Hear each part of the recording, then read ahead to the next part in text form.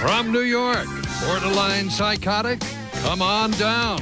It's Late Night Fever and the world's most dangerous band. And now the author of several books on ventriloquism, David Letterman.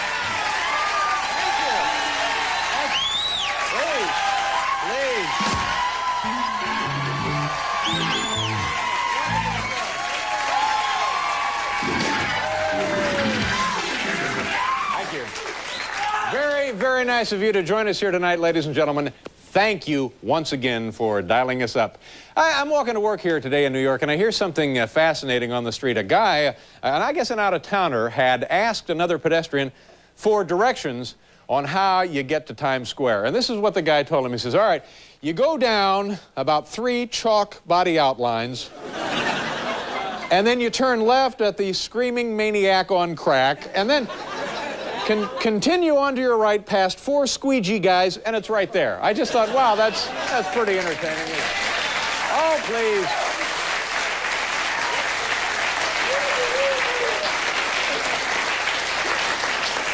Lou Gardner, ladies and gentlemen, my plumber for the last 15 years. Lou Gardner, nice to have you here, Lou. Hey. Atta boy. Yeah, Lou. Lou. Attaboy, Lou! Hey, I don't get it exactly. Is this crazy or what? A friend of mine who works over there at the New York Post told me, and I believe this is true, that Sinead O'Connor phoned the newspaper earlier today looking for a photograph of Mother Teresa. What is going on? Did you hear about this? Yesterday, Fisher-Price, the toy manufacturing company, recalled nearly 1 million baby seats, about 900,000 of them. And I guess what they're going to do, they're going to get all of those baby seats back to the factory, and they're going to remove that little ashtray on the armrest and then send it right back out on the market. And then they'll be...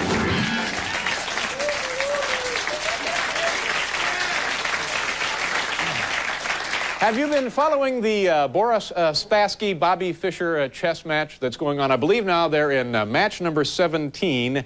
And yesterday, Boris Spassky asked for an adjournment because he was exhausted. Doctors said he was suffering exhaustion in their 17th chess game of the World Championship match. Yeah, them chess pieces is heavy.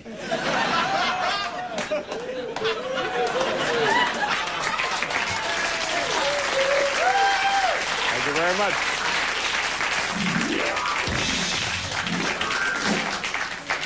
Ladies and gentlemen, I believe what we have here tonight for you couldn't be a better television program that comes through your home and on your set, you snap it on, and there it is in color and free.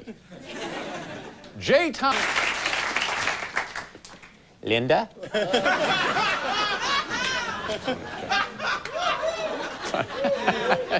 I don't know.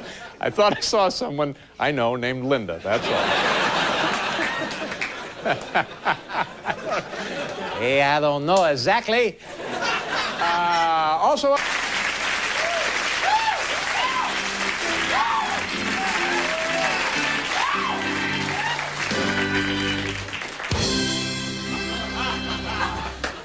Ladies and gentlemen, my wish for you as we enter this autumn season would be, as always, Manon Réon.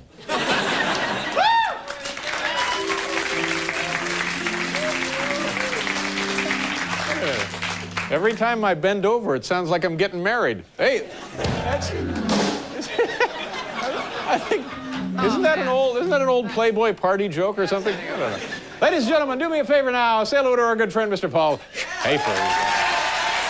Thank you. Hello. Thank you very much. Dave, for those viewers not from the New York area, a squeegee guy. A squeegee guy. Those are those guys who come out when you drive your That's car right. up to a red light and insist on cleaning your windshield even though you don't want them to clean it. Exactly. Once they clean it, you got to... That's how my day begins. I have a discussion with them every morning. Do I want my windshield cleaned? Or do I not want it cleaned? And it makes very little difference as to the outcome of the transaction. Right. No. Well, my input is negligible. Yeah. Well, I remember one time a guy comes up to me and he didn't have anything. He didn't have any liquid to clean the windshield, and he didn't have any towels or sponges, and he's just like pretending. Just doing that. And for that, he'd not want to go. And so, and then he asked me if he could have some money, and I said, well, yeah, I'll be happy to give you the money, but you know, you didn't really clean the window. And he says, yeah, I'm trying to get enough dough together to invest in some Windex. Honest to God, he said he was going to turn it right over into the business. Yeah, so well, that's very, nice. very shrewd. Did you folks happen to see George Bush with Larry King the other night?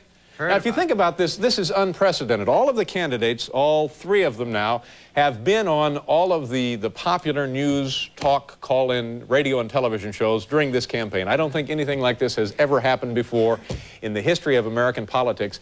And our president, George Bush, I guess 2 nights ago, was on the Larry King show. Did you see this? Mm-hmm. Unbelievable. And people now have direct access to the office holder of the highest office holder in the free world. And I was stunned by it, and I'm watching it, and I noticed something very odd. At one point, Larry asks him to produce his driver's license. You know what I'm talking about? Did you folks see this? It's very odd. Hal, do me a favor, roll that down to where Larry King asked to see George Bush's driver's license. And let me see, unless my eyes were playing tricks on me. All right, there's President Bush. Okay, now there's Larry King, of course. And there's their $8 set behind them. Now here George, our president, producing the driver's license. Now watch this. They get a nice tight shot. I'll tell you when to freeze it here, Hal.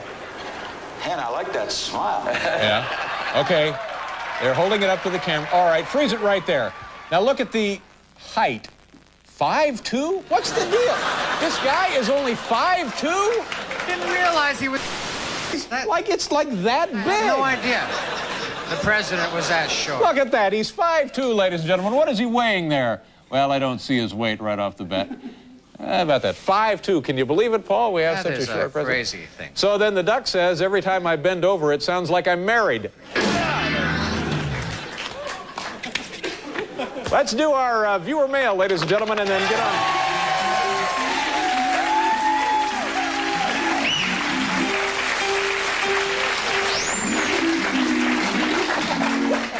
I think an audience member has brought with them tonight a slide whistle. I think I heard a slide whistle out there. I didn't hear it. That's festive and peppy. By the way, those are the two guys who used to do jokes like that. I remember that. Yeah. Festive and peppy. Letter number 1. Dear Dave, I was hitchhiking through Connecticut this summer and decided to visit your place. Nice landscaping, nice cigars, nice family photos, but no remote control for the TV. What's the deal? Don't you have a remote? If not, why not? Surprised and curious, Bill Hamilton, New York, New York. Yeah, very funny, Bill, but let me tell you something. I am sick and tired of this. Do me a favor. If you're going to break into my house again, do what everybody else does. Pick up one of these pamphlets at the drugstore. There. Pick up one of these things that tells you everything about my house that you're going to need to know. Look, it shows you where the remote control is. It shows you where the food is. It shows you where... There, food, power tools. There, firewood, remote control. It saves yourself a lot of time.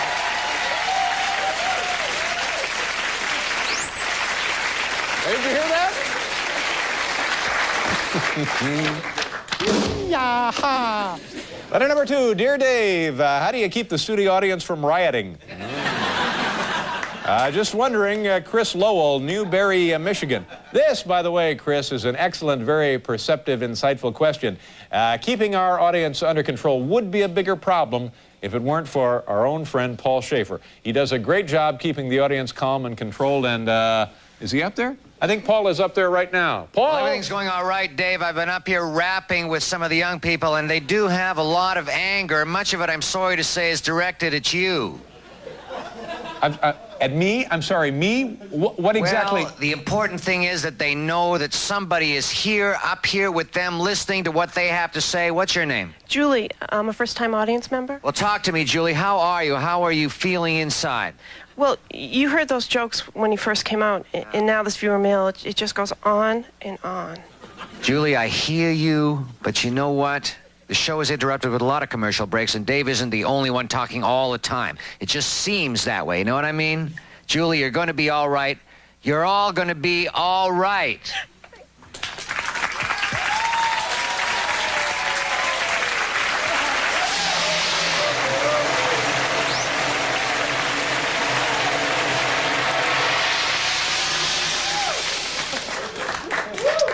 Yes, it's a radioactive steam. Letter number 3. Dear Dave, the colors of the rainbow. Oh, my goodness, ladies and gentlemen, get ready for something. Letter number 3. Dear Dave, the colors of the rainbow are in order: red, orange, yellow, green, blue, indigo, and violet. The NBC peacock symbolizes the delivery of the rainbow to one's television set. Then, why are the NBC peacock's tail feather colors not in the correct order? Sincerely, Jim O'Malley, Canyon, Texas, and I'm guessing a guy with plenty of free time. Good question, though, Jim. Let's find out together. Ladies and gentlemen, please meet and greet. Say hello to the NBC peacock.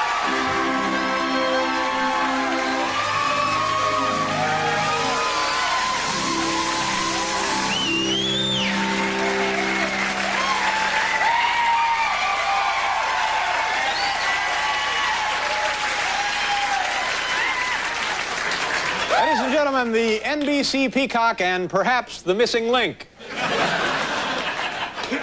Welcome to the show. It's a pleasure to have you here. Thank you, Bryant. The question on the table for tonight: why are the NBC colors out of order? Everything at this network is out of order. Take a look at the fall schedule.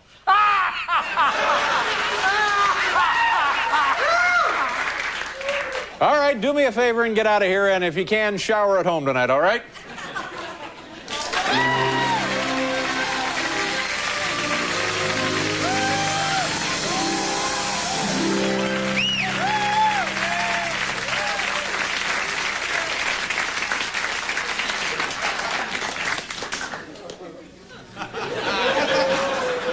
Yes? The NBC peacock. Yes, it was nice to see him again. I'm always captured by the energy of the performance. Yeah. It makes you one just, wow.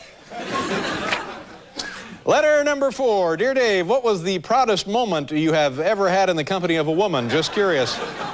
Chris Reeder, Houston, Texas. I'll tell you the truth, Chris. My proudest moment was actually in the company of several women. Wait a minute. Hal, show everybody that videotape of that wonderful, wonderful day. And all the right? winner of the 1992 Pillsbury Bake Off for his Nutty Buddy cashew clusters, Mr. David Letterman. I don't believe it! Somebody's with me for this crazy, wonderful dream!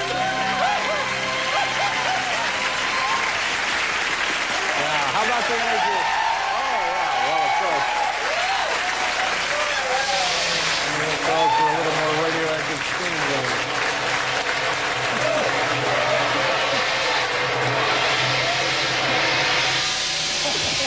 Man, it makes me feel like I'm on the Enterprise or something. Let's do a commercial, kids.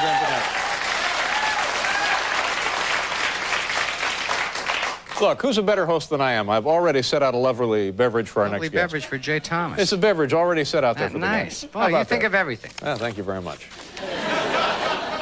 From the home office in Tahlequah, Oklahoma, top 10 most frequently recalled Fisher-Price toys. Now, here's what I was talking about earlier. They have recalled now some baby safety seats, and they'll take care of them and send them back. Top 10 most frequently recalled Fisher-Price toys. These would be other items manufactured and sold by the Fisher-Price Company. Here we go. Number 10, my first machete. Number 9, fragile glass vial of mercury. Number 8, Dad's little bartender. Number 7, Balsa Wood 2000 bargain pogo stick. They had to recall that. Number 6, the Yugo. I didn't realize Fisher-Price made the Yugo. Number 5, grab the cop's gun, a game of skill. Number 4, my tummy's a pincushion kit. Who knew they made that? Number 3, thank you very much. Number 3, G.I. Joe Garagiola. Number 2, now it's too hot. The hot plate game. They recall that. And the number 1 most frequently recalled Fisher-Price toy, the hairiest Ken doll ever. Listen, we'll get on with the show. I'm not wild about this tie. No. I'm not exactly, strictly speaking, crazy about this tie. All right, we'll take that. And if I'm overwhelmed with depression because of the tie, I may have to slip into something different. Slip into something. No, but for the time being, I'm going to forge ahead. All right, well, we'll take that into consideration. Thank you so much. Our first guest has won an Emmy Award, currently be seen Monday nights on the CBS television network. Ladies and gentlemen, please welcome Jay Thomas. Jay, I feel I know you because I've seen you for many, many years on various television programs. Tell me about the Murphy Brown Show. How long were you on that program? I was on for a couple, 2-3 years. Yeah. I had like one little shot. I was so good. What did you do? Were you her boyfriend? Let me explain my career to you, Dave. I'm an unusual-looking character actor, and they brought me on as a right-wing talk show host. And they said, wouldn't it be fun if we had the unusual-looking guy fall in love with the beautiful... The good-looking Murphy Brown. Yeah, so they had us fall in love. Cool. Really good. Yeah, good for you. And you were the boyfriend for like 3 years on the show? I was the boyfriend for 3 years, and I was the right-wing boyfriend, and she was the left-wing, and that, of course, was the crux. Right. Now, were you the father of the baby? Were you in that deal? No, I practiced safe sex and was not the father of the baby. Her ex-husband came back, got her up on a desk. This happened, and I didn't write it. It happened. It happened on the show? On the show, at the desk, and then she was impregnated by him. When he found out, he left town. How much of this was actually shown on the program? I believe they stopped with the... You know, the climbing. Man. Yeah. I gotta start getting home earlier on Monday nights. You gotta, And you won an Emmy for that role. What was the character's name? Jerry Gold. Jerry Gold. Now you can't go back that because you're a different character. I'm Jack Stein now. See, I'm Jack Stein. You're Jack Stein. No, of course. The paperwork alone would be weeks. But they're both Jewish guys, so I could actually, I sort of, and now Jack Stein is nothing like Jerry Gold at all. That's Jack Stein's an opinionated columnist. He is not a happening guy. Yeah, he's not a talk show host. He's an opinionated columnist. It's a whole different thing.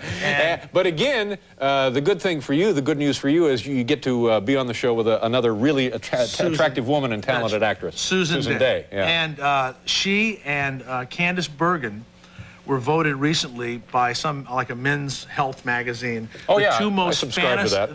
The two most... Men's Health. You do subscribe to that, don't you? No, I have a copy upstairs. I know you do. Men's Health, I was in the bathroom. I was reading it. How do we get in the bathroom? What are you doing in the bathroom? The article was how tight underwear stop you from having kids. I see.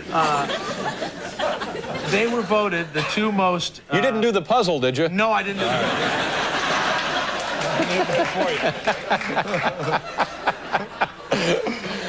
Where were we? I forget where we were. We were the big vote on women to most desirable women. They were the two most fantasized about women in the United States. I don't know, is that true among the men here? I would say certainly in the case of Candice Bergen, yeah. And Susan Day, you wouldn't fantasize about Susan? Yes, but she doesn't come to mind as readily as does Candice Bergen, I guess because Candice Bergen has been here, and I kind of know her, so I would be more prone to fantasize about her. You don't have to explain it to me. It's okay. I don't care what you fantasize about.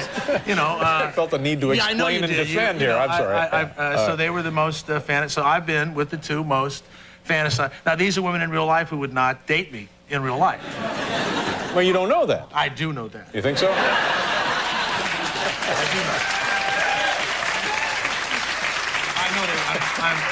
do know. I don't think they date you either, so don't worry about it.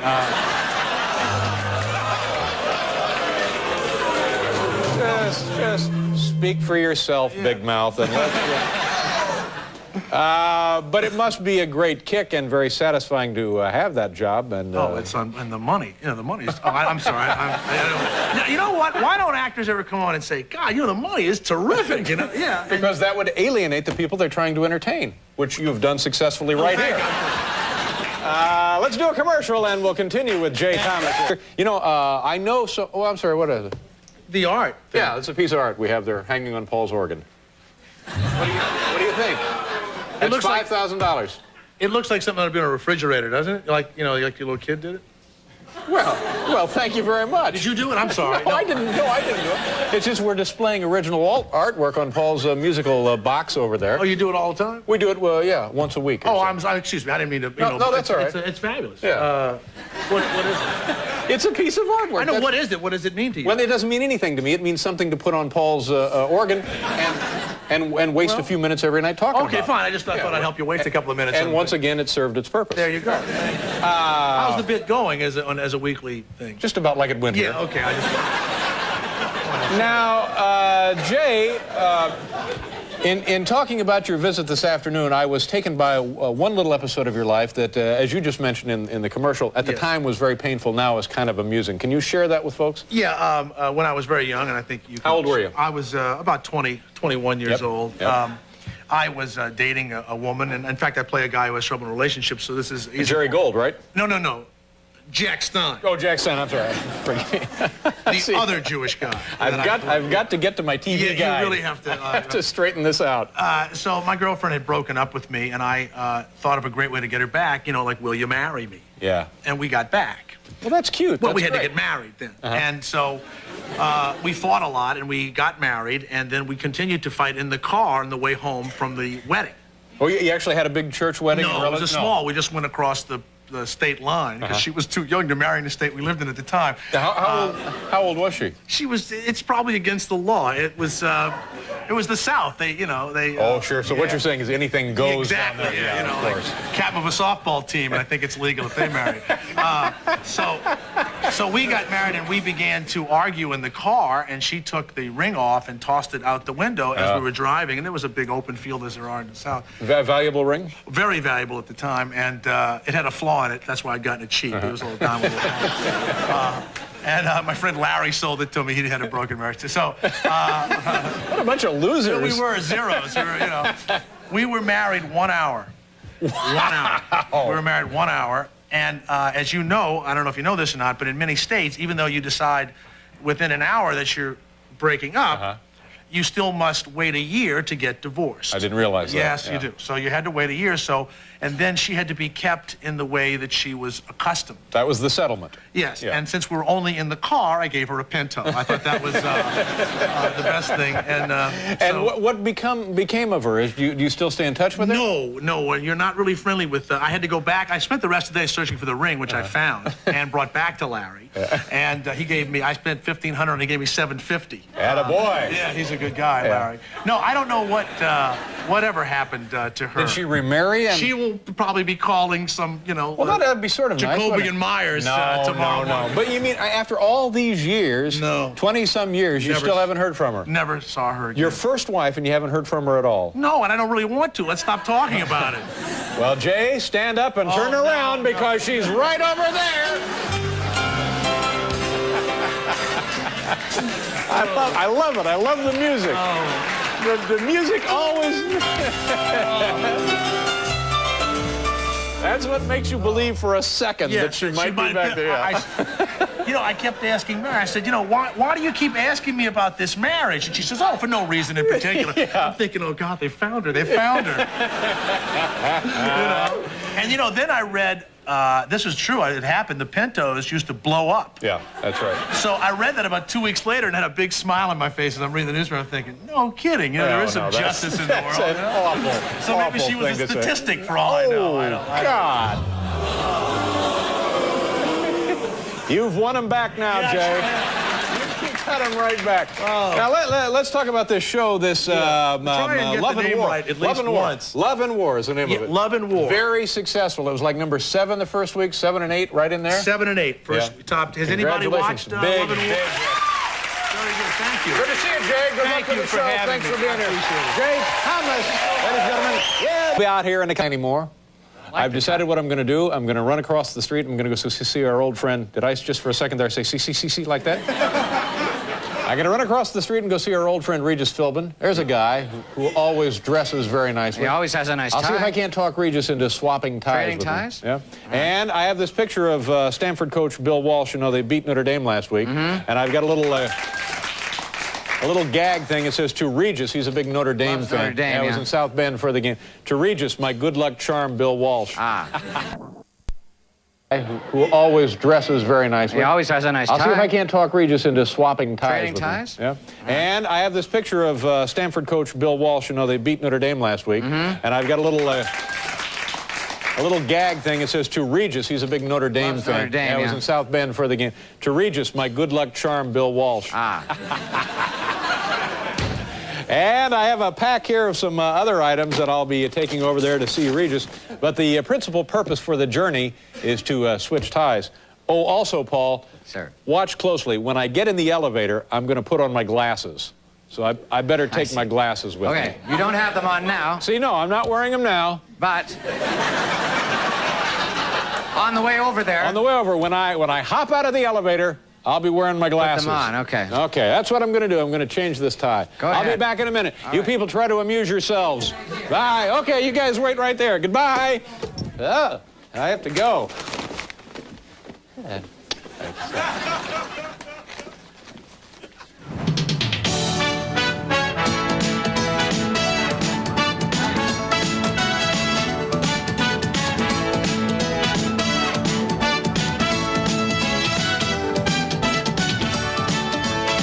Everybody really, truly loves Julie Andrews, don't you? Why not? Oh, I She's think given so. us a lot of reasons to. She just is the best. Hi! Nice to see you. Hello. How you doing? Hi. Hello. How are you? Regis? Good to see you. Kathy Lee? How are you? Do it again. Thank you. Thank you. All right, hey. Please. Thank you. I'm sorry to interrupt rehearsal. I'm in the building to drop off an audition tape, and I just thought I was here. Is this where they film Oprah? Right here? It's beautiful. It's really very, very nice. You know, I have a question for you. We were doing a little something on my show, and I said, maybe it would be fun if I came over here and switched ties with Regis Philbin. And so I'll just take this off. And that's some tie, Regis. What happened? Guy couldn't guess your weight? Oh, man! Oh, God! There's no point in throwing away an old joke. Okay, and while you're doing that, I have some. I'll take it. Thank you very much, Regis. Yeah, that's all yours. Thank you very much. I have some gifts. Nice. Regis, this is for you. I ran into Bill. He wanted me to give that to you. And Kathy Lee, I have some things for you. This is a T-shirt for you. Thank you That'll very be for much. you right there. I'll sweat in it and today this is as I work a out. T-shirt for Frank for when you kids are rolling around on the lawn up there in Connecticut. Thank you. Also, now let me ask you a question. What was Frank's number when he played for the Giants? 16. Oh. Well, so we had this baseball shirt made up, and I know it's a little big, and I know your son Dobie is like 6. What? How old is it? But we want you to have that. Dobie will love it. And also, I brought something. Anything for Regis. I gave you the picture. I have something for the Love Chef. It's like a 6-pack. Is the Love Chef here or not? No. The rare days he's not here. I cannot tell you how happy I am to meet this man. I have like a 60-pound roast. Who's number 16? Where's number 16? Here, all right, here you go.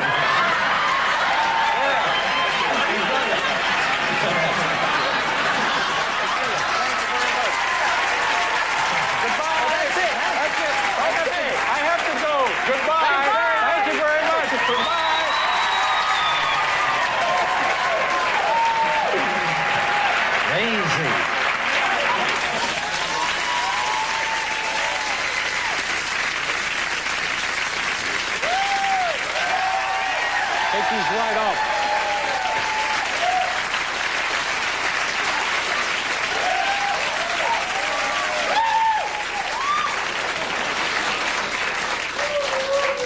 Made pretty good time getting back, didn't I? Always seems faster coming back than going. Yeah, the trip home, of course. Hey, we'll do a commercial for the Tampa Bay Lightning becoming the first woman to play professional hockey. There she is taking the ice. It happens for the first time in the 76-year history of the NHL. My goodness. Ladies and gentlemen, please welcome Manon Rhéaume.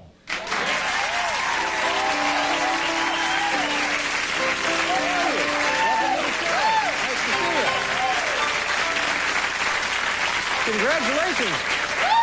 It's quite an accomplishment, isn't it? First of all, help me out. Am I close to pronouncing your name correctly? Manon. Manon? Réon. I got it right on the money. Good for me. Where are you from? What part of Canada? I'm from Quebec City. Quebec City, and French family, obviously, French-Canadian. Yes. Yeah. And when did you begin skating and playing hockey? And why hockey? All my family in hockey. My father coach, my older brothers coach, my younger brothers play hockey, and I started to skate at 3 years old, and at 5 years old, my father have a hockey team for a little kid, and they have just players because he wants all the players skate very well before to go in the goal. And a day he would like to go to a tournament. He don't have goaltender. And I said to my father, I would like to hire your goaltender. And he said, okay. And I started like this. You know, I'm not sure of what you said, but I love the way you say hockey. Hockey. Oh, you said it. Hockey. Hockey, yes. Hockey. Hockey. No, hockey. Anyway, so it was a family sport. Everybody in the family began playing at an early age. But did you, at what age as a young woman did you get serious about thinking, I'm good enough now, I might be able to compete professionally? When did that transpire? I never think I can play, I never think I can make a tryout in NHL.